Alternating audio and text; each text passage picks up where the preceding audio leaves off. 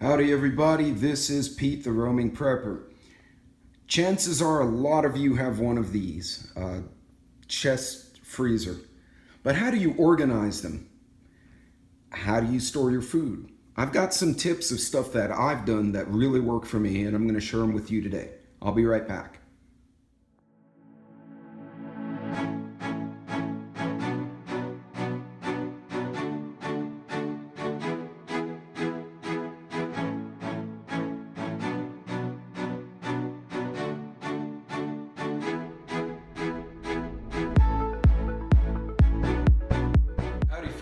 This is the Roaming Prepper. Thanks for coming back and thanks for checking out the channel. Don't forget to like and subscribe after you've watched the video. So most of you probably own a chest freezer, or a lot of you do. Some of you have a stand-up, but the principles I'm going to show you can apply to either or. Now keep in mind, a open top freezer like this one, and we have a small one because it's only 2 of us in the house. Although we do have the kids come up when they're back from work or whatever, or deployments, will come and visit us here at the house. So we can go through some food pretty quick. But for 2 folks, we only really need a smaller freezer, for most of the year. However, one of these can quickly become an abyss of frozen crap. I've had these before, and you just start putting stuff in there that you think's a good idea, and then you have to dig it out, and some people can't reach the bottom, or you get stuff lost. Then when you go to clean it out, you find hundreds of dollars of meat and other products that have gone to waste because they got freezer burned and you just couldn't find them, and it's been 3, 4, 5 years, and it's probably time to throw it out. So I'm going to give you some pointers how to keep this organized so you're not making yourself crazy. Okay, so when you're dealing with an open top freezer, and this one's in my garage. Now, fortunately, my garage is insulated. So even though it's hotter in the garage than it is in the house, or it can be colder in the garage than it is in the house, because it's insulated, it doesn't have those wide temperature fluctuations someone may have in a detached garage or a detached shed. So typically this guy won't be working super hard. Now, if you break down your meats and food products, there's pretty much 3 categories, right? You got beef, you got chicken and poultry and fish, and then you have pork. So how do you organize this stuff so you don't have this big jumble of garbage? Well, I'm going to show you. I've tried milk crates in the past, the little milk crates, and what winds up happening is because of the thickness of the milk crates, if I have a 5 cubic foot freezer, I'll lose 1.5, maybe even 2 feet of space just because of the thickness of the plastic. So I went with a different option. I'll show you one. So I actually went to Walmart and found these, and let me make sure you can get a good look at that. If I don't drop it all over the floor. So this is a reusable shopping bag. It's meant to be eco-friendly. They had a bunch of them on sale. And so what I've done, I've bought several of them, and I stack by product type. So this is actually chicken. Now this one, for instance, is from this particular package was from last December. This is chicken strips. So what I do, I find stuff on sale. You go to Sam's and you get a bulk pack.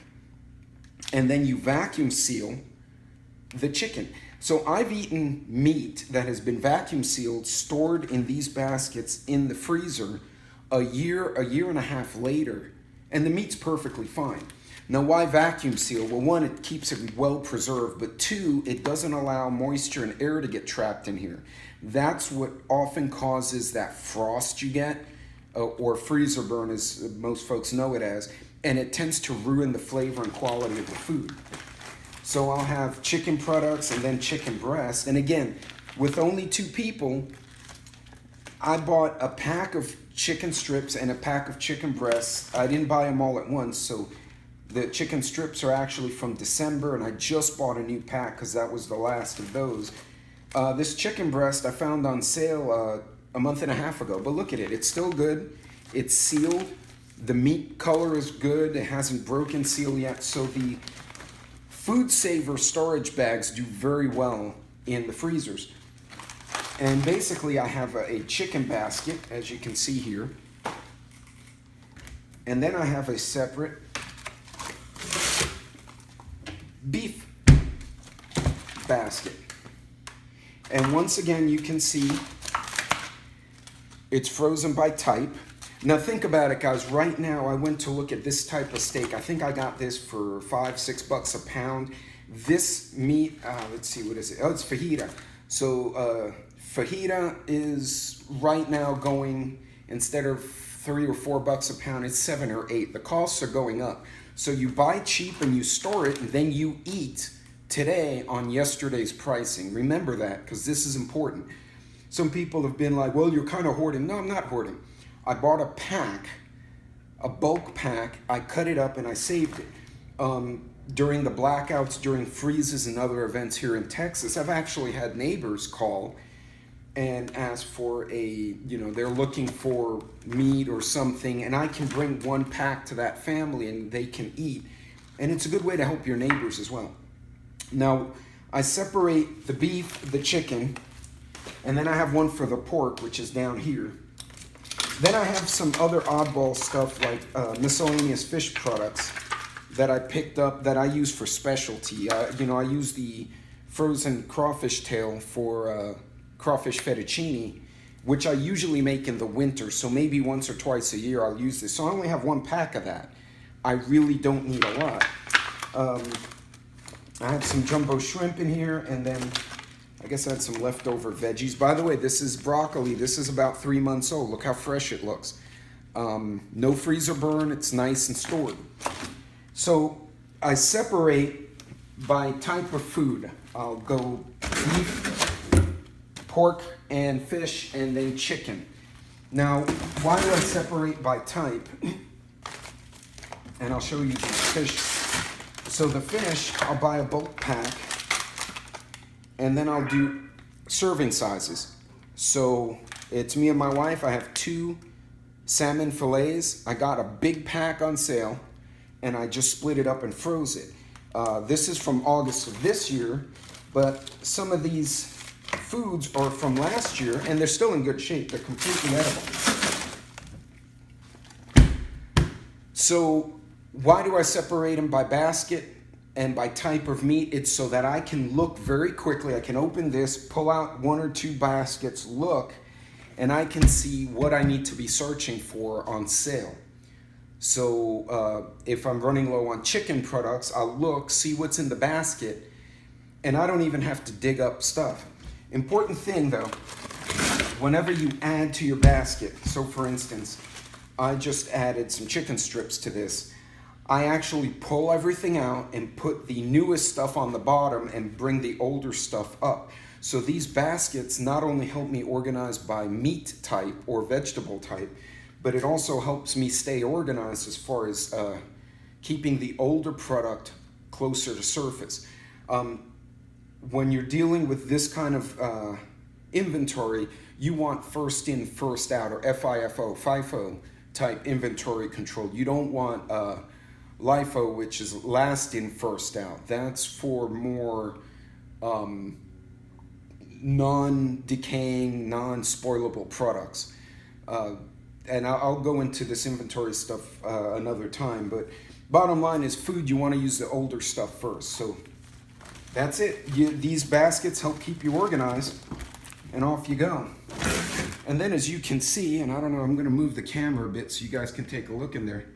See, it's all organized. I literally can access anything in just a couple of minutes. So we'll finish up the video here. So guys, I hope that was helpful for you. Again, being able to maximize your space in anything, whether it's a freezer, in your garage, your shelving unit, your shed, is super important. The difference between a prepper and a hoarder is the prepper, he or she knows where their products are, when they expire, and they rotate them, and they're organized. Okay, hoarders, or what you see on TV, was just garbage all over the floor, and that's not really how you stay prepared. Okay, chaos is not preparation, because you just have stuff everywhere, and that's insane. What you want to do is eat today with yesterday's cheaper pricing. Organize, maximize your space. This is a great way for me. I can open the lid, pull one basket out. I can physically look down and see what my inventories are of pork products, beef products, chicken. If you don't eat meat, you can do the same with different types of vegetables. You can mix legumes with other things. Obviously, you don't need to freeze a lot of the dried vegetables, but if you have fresh ones, especially if you have a farm and you grow your own, you're not canning them, you could definitely freeze them. Because I have everything in one freezer, if power goes out for an extended period, it's not hard for me to take a generator, connect it just to this freezer for a couple hours, an hour or so every 6 hours, just to freeze everything, keep it cold, and then I can unplug it, go about my other tasks, and then come back, plug the generator in again 6-7 hours later, and make sure everything stays frozen. You don't have to just leave it running on the generator. Gang, that is all I have for you today. Thank you for coming by to check out the video. Don't forget to like and subscribe, and if you have any technical questions or you want any advice, a certain situation you're running into, feel free to shoot into the comments below, and I will be more than happy to try and answer as soon as I can. Until next time, Godspeed if you're traveling. God bless to all our troops overseas, and the rest of you, be ready, stay prepped up, pay attention to what's going on, and help someone out if you can. The more people who are ready, the less people we as preparedness folks have to worry about freaking out during an emergency, because they'll be prepared too. Until next time, God bless and take care.